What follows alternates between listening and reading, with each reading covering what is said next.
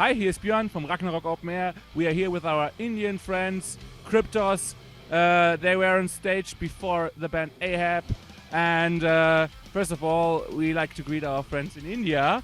Like to say hello to India. Fucking cold here in compared to India. And my first question is, what brings you here? What brings you to Europe?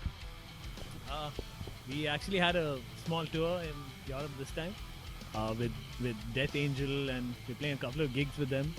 And we had a gig recently with Sepultura also. So, and Hyrax, and yeah, a lot of good bands. So it's about 6 or 7 gigs, and yeah, it's a fucking kick-ass. We are here to meet our friends from Ragnarock. It's a great opportunity for us to actually play these gigs. So that's why we're here. You said you were sleeping. You were sleeping at train stations the whole day. Yeah. So does it suck? It's fucking great. Fucking great. Okay. Yeah. Yeah, German No. train stations are the best. But yeah, I mean, like we have to do what we have to do. If that means sleeping in if that's how it, if it means roughing it out, then we rough it out. We are here to play gigs. We are here to spread the music around, and that's the bottom line. And we are really happy to be here. So if that means we have to spend a few hours sleeping on the half platforms, guys, so we would do it. Say what do you want? Hey, train station. So what's special about the German crowd in compare maybe to the Indian fans? The Indian fans are great, but there's the music sort of brings it all together. Actually, the Indian fans are great, but what I find different with German fans is that without touching a nerve, they're really completely into it, and they know where we come from. Not in terms of geography, but in terms of music philosophy. They know where exactly we come from and what we are trying to do, and I think that's what differentiates the Indian fans from the German fans. But the Indian fans are catching up very quickly because there's a lot of music that's coming our way.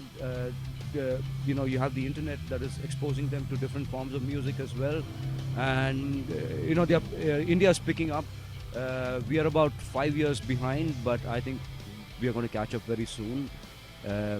Yeah, but that's the main difference, I think, between. But I don't know if you have something else to No. Not. No, I mean over here. It's like people have been. Metal is part of the. It's been here since the 80s, 70s, 80s, and stuff. So over here, it's more like a lot of, especially in the previous gigs we played, in Berlin and Wiesbaden and stuff. It's like you have a lot of old guys coming and buying our stuff, and guys who are like 50 years old who have been around since ages and stuff. Yeah, and they tell us like your music reminds us of the old days and stuff. So that stuff isn't so prominent in India yet because the crowd is still very young, so they still don't really know what it was like back then. So, and it's the same over here as well. Most of the people we met at Ragnarok, the guys who bought our stuff are a lot of the older guys who actually remember what it was like back then, and I think that's the biggest difference. It's how you grew up with this kind of music, because in India it's more of a young audience that's probably listening to what's hot right now, but the music we play is it comes from an age bygone. So it's catching up slowly, but eventually it will catch up. But for now, it's good for us to be here because Europe gets us and Ragnarok gets us. Yeah. So you're playing old school thrash metal. What are your influences? Actually, we actually play a mix of 80s metal and thrash metal. I mean, that's what we grew up on. Sabbath, Maiden, Priest, Rainbow, Dio, bands like that, plus some of the thrash bands, especially the German thrash bands like Sodom, Creator, and also a lot of early Metallica, Testament and stuff. And that's pretty much what forms our sound. So what's about the new stuff, new kinds of music like metalcore and these things? Have that reached you or India? Yeah, unfortunately, it's reached all of India. But yeah, I mean, that stuff doesn't really bother us because we just do what we gotta do. You know, that's it's a very diplomatic answer, but but yeah, it's if people like that stuff, that's their thing. You know, it's not our trip, but they like that stuff, so good for them. Yeah, but we come from somewhere completely different. You know, completely different headspace. Yeah. So yeah, whatever. Are there any cultural things that you like about Germany? You can drink on the streets. Yeah, you got big sausages.